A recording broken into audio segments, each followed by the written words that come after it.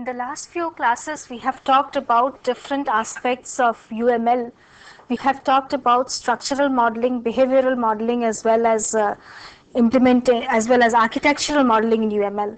However, we have not covered one of the aspects of UML, specifically one of the aspects in behavioral modeling, which is actually covers the dynamic part of behavioral modeling. That is, we have not covered how to deal with state machines and state chart diagrams. So today we will come back and talk about state chart diagrams. Before we talk about state machine modeling, we will first give certain concepts and then go over to state machines and then to state chart diagrams. In the real world, things happen, and events are things that happen.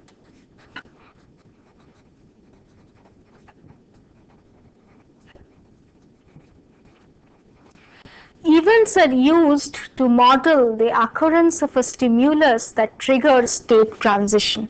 So they model the occurrence of a stimulus that trigger state transitions.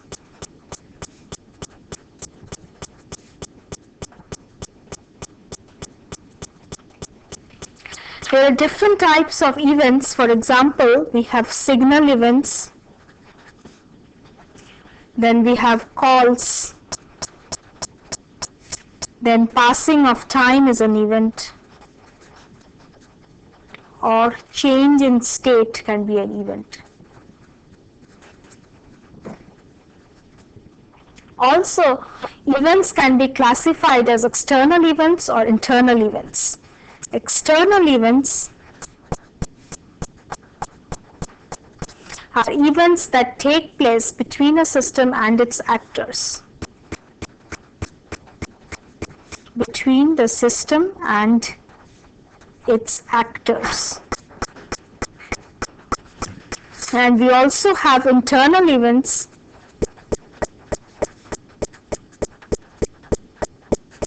Internal events that pass among objects within the system. Among objects within the system.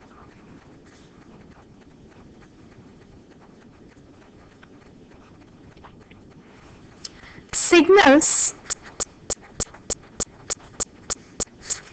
are asynchronous stimulus. Signals are a type of event. They are basically asynchronous stimulus that are communicated between instances. Asynchronous stimulus between objects.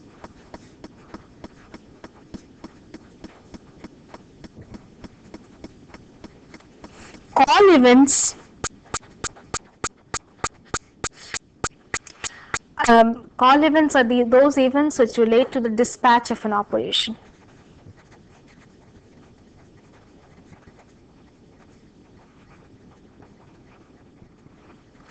And we also have time and change events.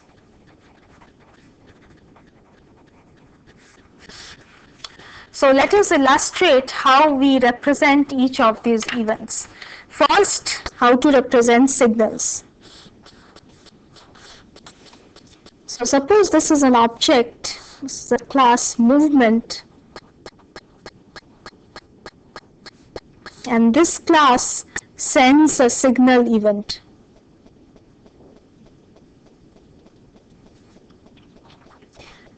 We denote this by the stereotype send, and the signal event is represented as collision is the name of the event, and its stereotype is signal. Similarly, for call events, we have this sort of notation.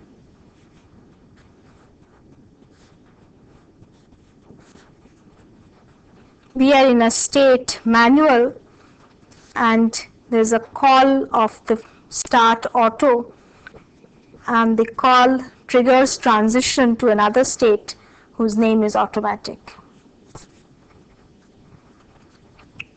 And then we have representations of time and change events. So let us show a time event. Suppose the current state of the system is idle, and It goes back to idle, from idle, and from the state active,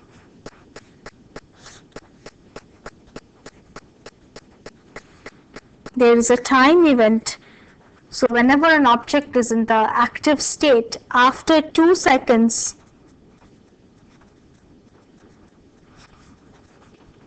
it drops the connection and becomes idle. So this is a timed event which takes place after the duration of 2 seconds. This is an example of a time event, this is an example of a call event, and this is an example of a signal.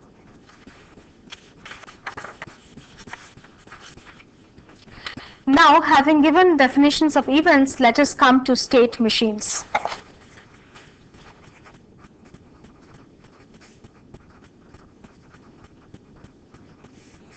A state machine is used to model the behavior of an individual object.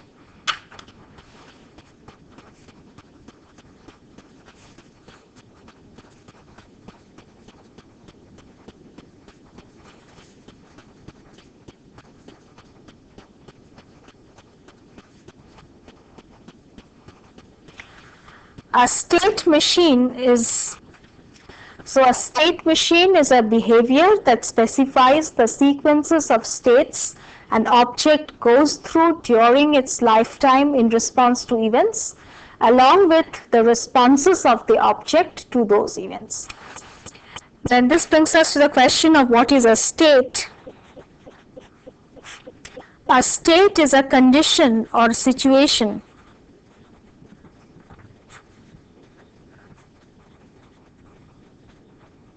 during the life of an object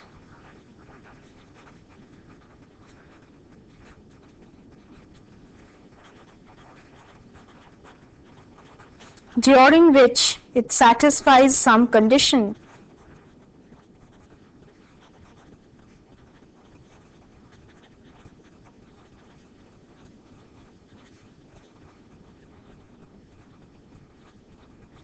performs some activity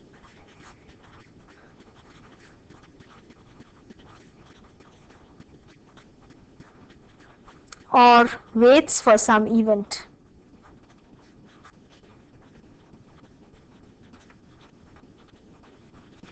So a state is a condition or situation during the life of an object during which it satisfies some condition, performs some activity, or waits for some event. And state machines can be visualized in 2 ways.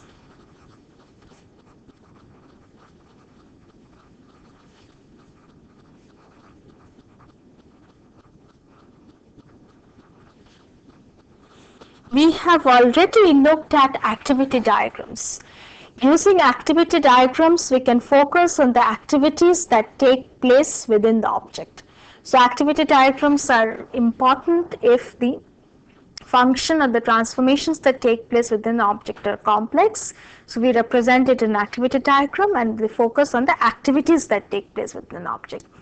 We can also visualize a state machine as a state chart diagram. Using state chart diagram, we focus on the event ordered behavior of objects. So state machine can be visualized in 2 ways, either as activity diagrams, which focus on the activities that take place within the objects, or as state chart diagrams, which focus on the event ordered behavior of objects.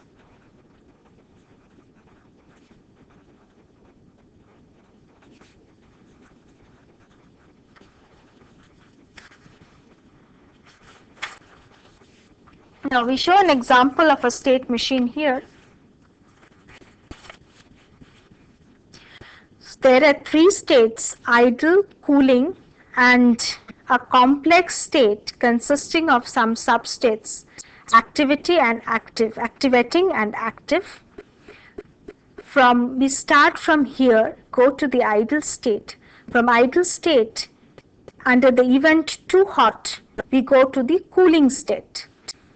From cooling state, trigger on the event too cold, we go to this complex state, and from here under too hot we go to this cooling state. From cooling you go to idle, from idle you can go to this state under too cold condition, and from here you can go to idle at temperature condition. So this is the final state or shutdown state. This is the initial state. This too hot, too cold, etc., they denote an event. Then these arrows denote transitions, and within this complex state we have nested states. Within this nested state we have its own start state which goes to activating, and under the trigger ready it goes to active. So this is a transition and this is an action. So under the condition ready it performs the action turn on and goes to the state active. So these are called nested states, and this diagram is the example of a state machine. Next we talk about state chart diagrams, which shows how the flow of control flows from state to state. State chart diagram. Actually, state chart diagrams are nothing but state machines, and state chart diagrams show flow of control from state to state.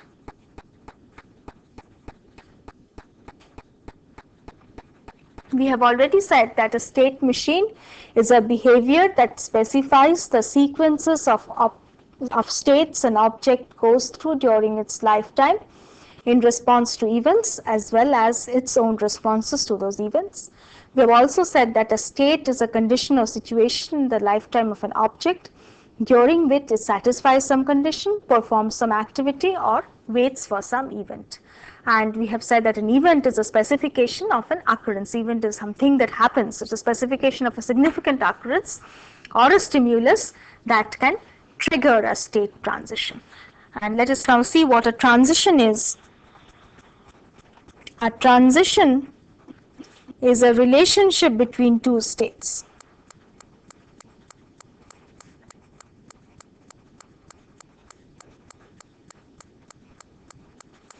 It indicates that an object in the first state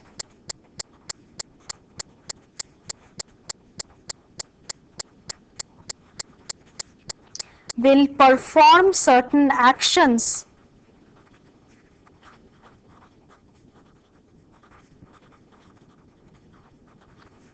and enter the second state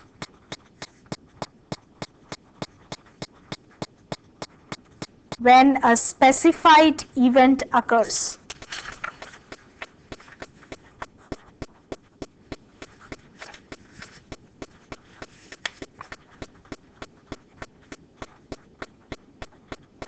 And specified conditions are satisfied.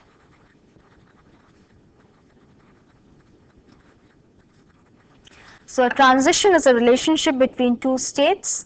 It indicates that an object in the first state will perform certain actions and enter the second state when a specified event occurs or specified conditions are satisfied. An event is the specification of the occurrence of a stimulus that triggers transition, triggers a state transition from one state to another state. And state chart diagrams commonly contain states and transitions between them.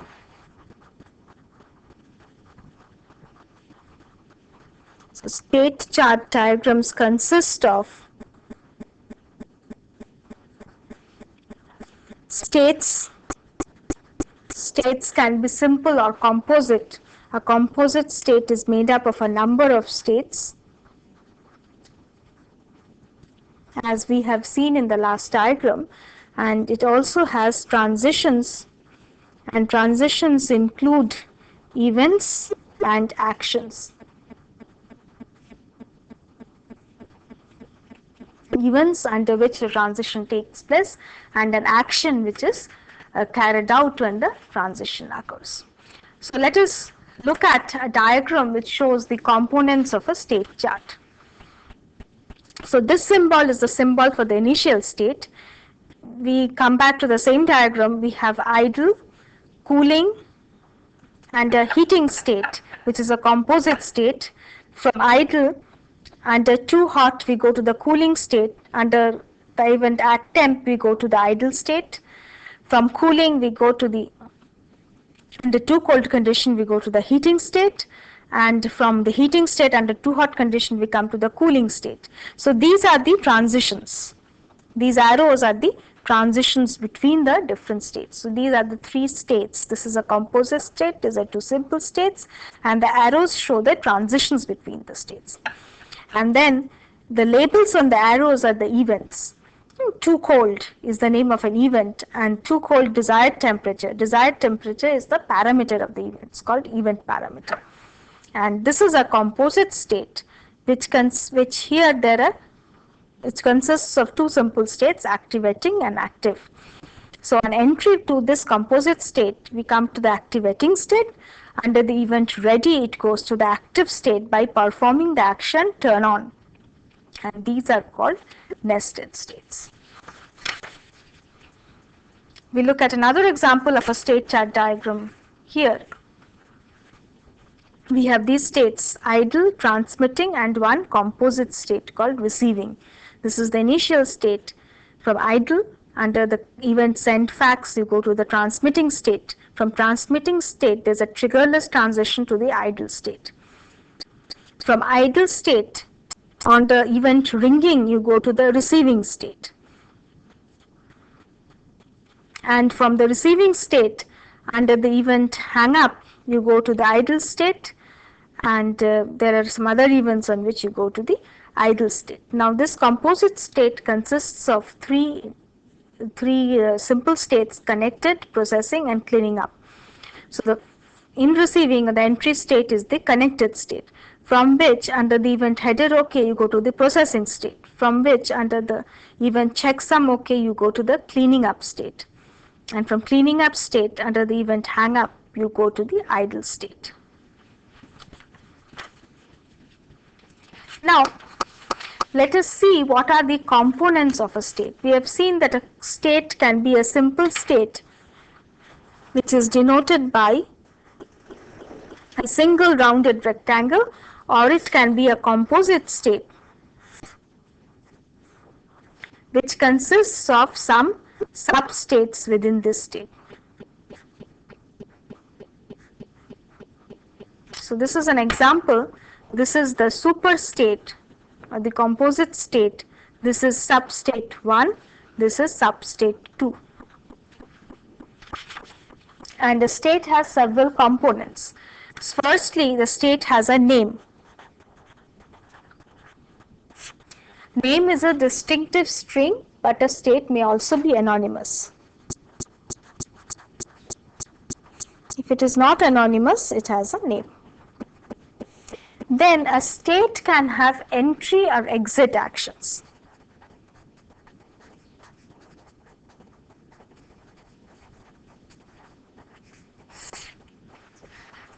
Entry or exit actions are actions that are always executed on entry or exit.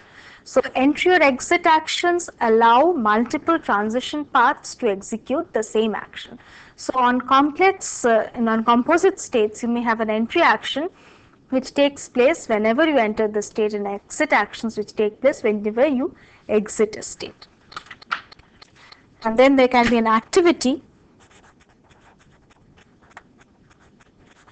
Activity are actions done while in the state.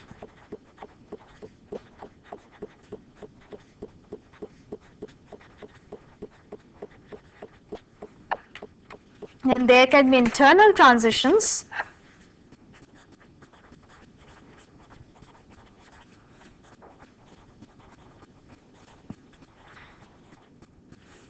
Internal transitions are those transitions that cause no change in state.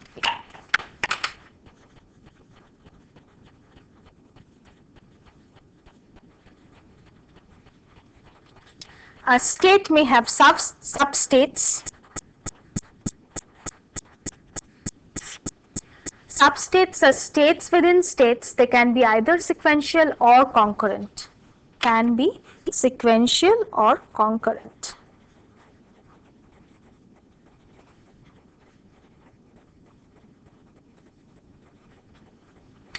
And then there can be deferred events, events which are queued until a state is exited.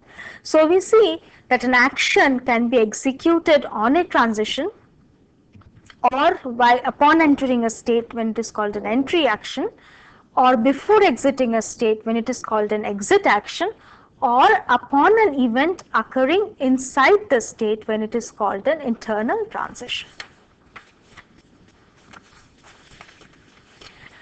Now let us show transitions in this diagram here. So this is another state chart diagram. There are 5 states: idle, searching, engaging, tracking, and again another engaging state. You start with the idle state, and from there is a self transition to the idle state, and this is a timed event. So after 2 seconds there is a signal is sent C dot is alive, and it transits back to the idle state. On the event noise, which is an event trigger, it's called a noise as an event trigger, it goes to the searching state. From searching state, there is a triggerless transition to the engaging state.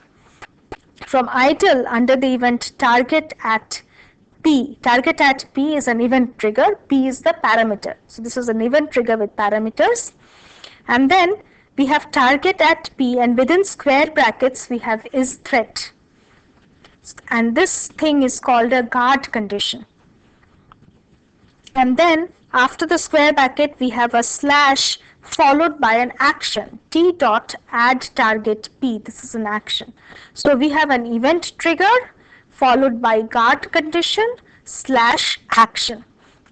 So when the event target at takes place, if the condition is threat, then this transition takes place and the action T dot add target P is performed.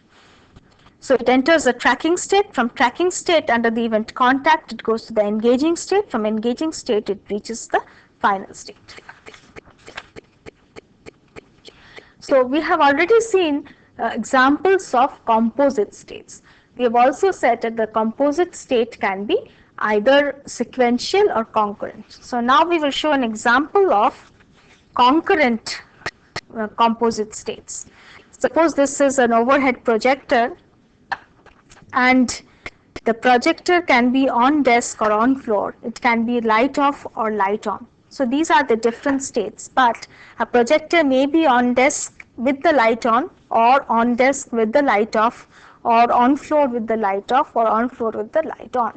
Instead of specifying all these 4 combinations, we can specify it as a concurrent state.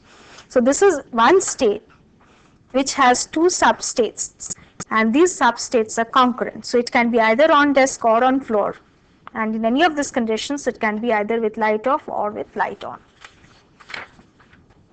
This is another example of concurrent states. In a word processor environment, we can have bold off or italics off. If we do not use concurrent states, we can have all bold, italics, underline, all of them off, or all of them on, or some of them off, some of them on. So in total we have 8 combinations. In order to represent this, we can represent it in this way: bold on, bold off, italics on, italics off, underline on, underline off, and say that these 3 are concurrent substates. So instead of specifying those 8 different states, we can specify it with 2 into 3 states, 6 states.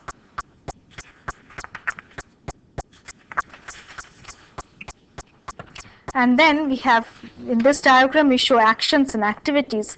A is a state, exit condition is tidy up, and there's a transition here with the event click, and on click, do task action is performed and it enters state B. The entry condition of state B is prepare.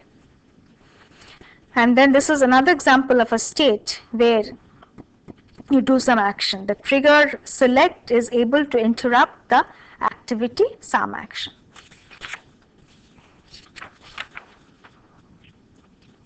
A state chart diagram is often used to model reactive systems. So here is an example. There are three states here: waiting, getting token, and getting body. So we are trying to read something. In the waiting state, under the condition put C. So this is the event. Guard condition is C not equal to less than, and action is return false. So if put C, under the event put C, under the event that the character is obtained, and under the condition that the character is not equal to this less than symbol, the action return false takes place and the system goes back to the waiting state. From waiting state it goes to getting token state. From getting token state, again there is a self transition. Under the event trigger put C, the guard condition is C not equal to greater than, and the action is token.append C and return false. From there there's a transition to the getting body state, where the event trigger is put C, obtaining a character. The guard condition is C not equal to semicolon, and the action is body.append C, return false. So this finishes our discussion about state chart diagrams. So for the rest of this class, we will recapitulate some of the things about UML that we have already covered. So let us recapitulate the whole thing. The UML actually defines 6 models.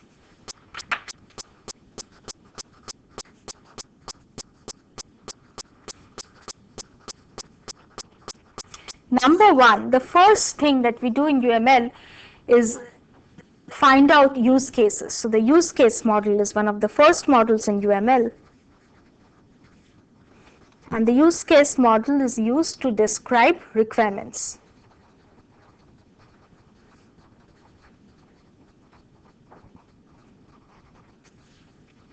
Then we have the class model. The class model shows the static structure of the classes.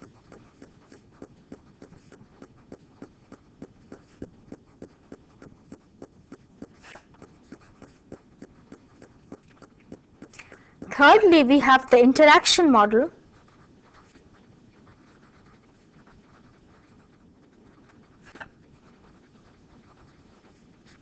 This describes how objects interact.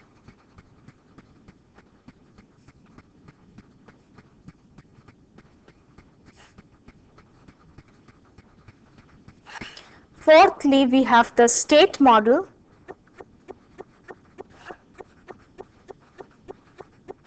Which describes the dynamic behavior of objects. So this is what we have covered today. State model describes the dynamic behavior of objects.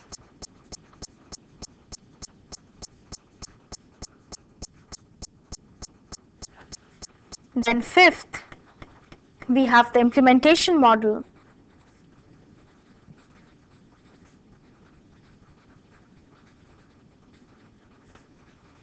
And finally, we have the deployment model.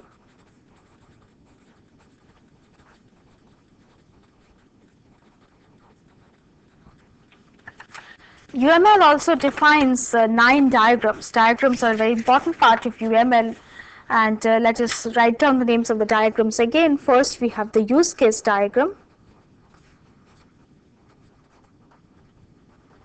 Then we have the class diagram.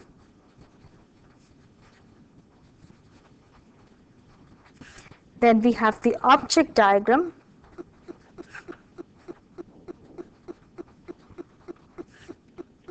Then we have the sequence diagram. Then we have the collaboration diagram. So both sequence diagrams and collaboration diagrams are interaction diagrams. Then we have the activity diagram. Then we have the state chart diagram. And finally, in the implementation phase, we have the component diagram and the deployment diagram.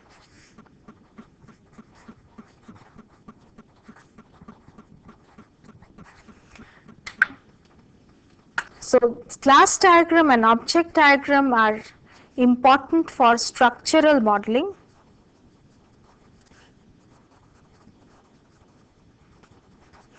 Use case diagrams, sequence diagrams, collaboration diagram, activity diagrams, and state chart diagram are used in behavioral modeling. Behavioral modeling takes place with user requirement collection, which is done by use case diagram, followed by interaction diagrams, and then the complex operations are described by activity diagrams and the complex states by state chart diagrams. And finally, in the implementation phase, we have the component diagram and the deployment diagram. These are the implementation diagrams which are used for architectural modeling. So now let us recapitulate once more the different steps that are normally and the sequence in which they are normally carried out when you solve a design problem, when you represent a design problem using the graphical modeling language of UML. So firstly, we specify requirements with use cases.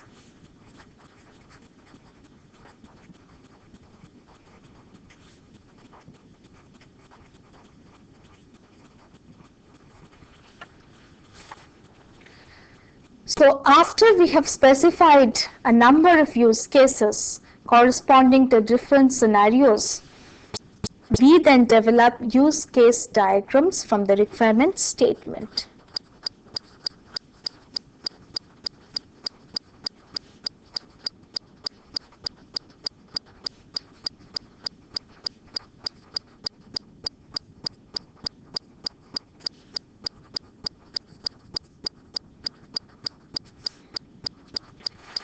Thirdly, after we have written down all the use cases, drawn the use case diagrams showing the interactions between the actors, then we find candidate objects and classify them as either tangible objects or conceptual objects, that is either as interactions or roles, and we try to identify their attributes.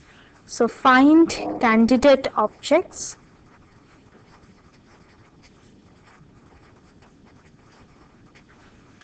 and classify them and identify their attributes.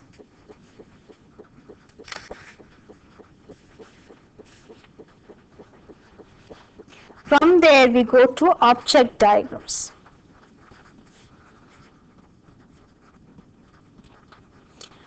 So usually it is easier to draw object diagrams first and then move on to class diagrams, because object diagrams deal with instances of objects. But if you want, you can do it the other way around. So typically from object diagrams you move on to collaboration diagrams.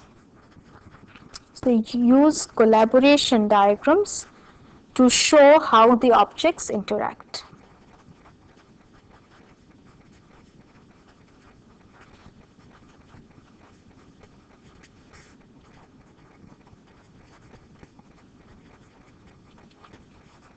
Then we may also draw the class diagrams.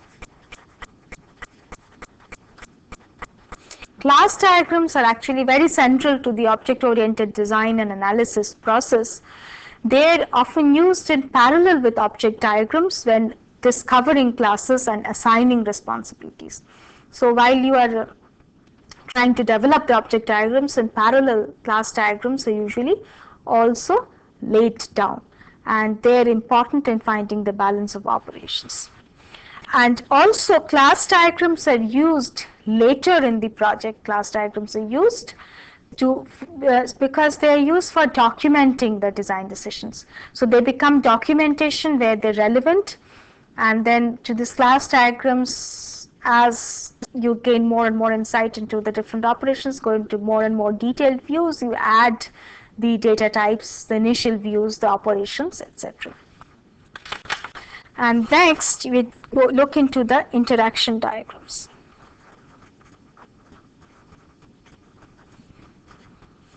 We have seen that there are two types of interaction diagrams: collaboration diagrams and sequence diagrams. And interaction diagrams are typically used to document the interaction of objects in a single use case. Typically used to document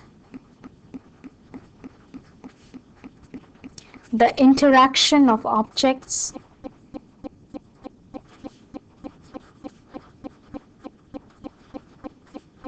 in a single use case.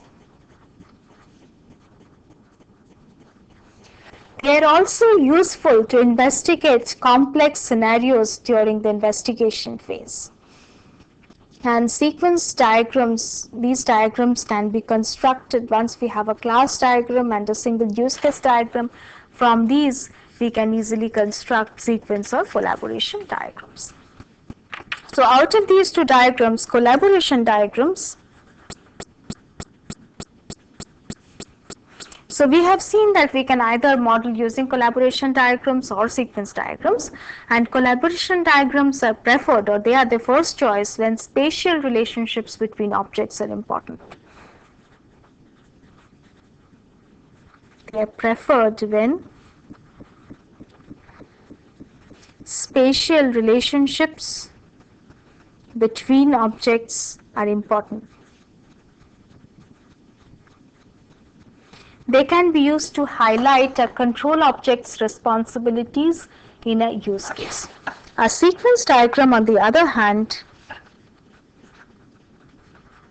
is preferred if messaging is complex, because it is easier to see sequence, selection, and iteration in a sequence diagram. So after the interaction modeling, getting the interaction diagrams, we move on to dynamic modeling or state chart diagrams.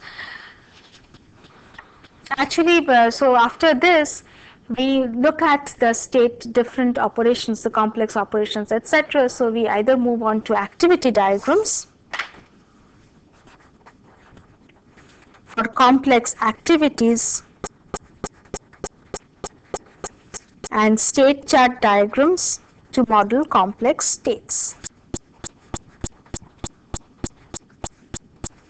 So we have just now seen that a state chart diagram describes the behavior of a class of objects in terms of the states in which they can exist and the events which cause state changes.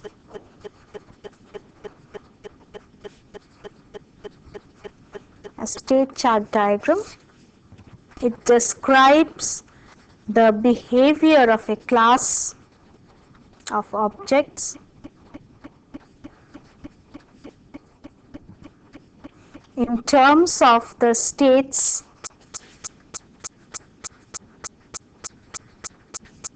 in which they can exist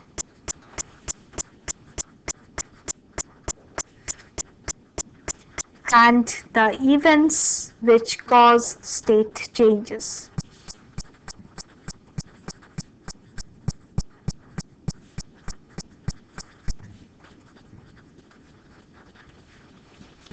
And the state of an object at an instant relates to the combination of its attribute values and links with other objects. So state is determined by the attribute values of an object and its link to other objects. When do you use state chart diagrams?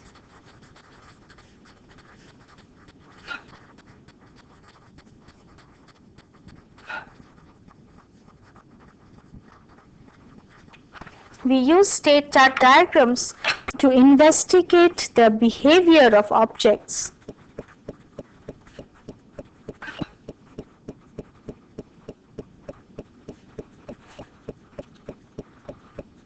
over a number of use cases or scenarios.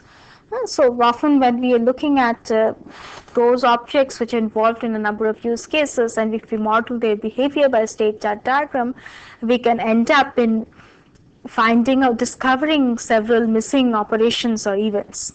And we also need state chart diagrams to document those objects,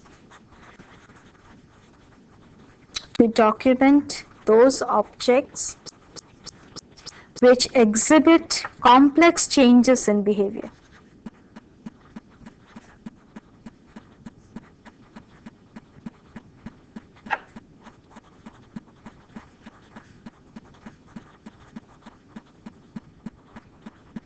A similar event may produce different responses on an object depending on the different states that an object is in. So with this, we end our, so after state chart diagrams, we move on to the implementation diagrams, the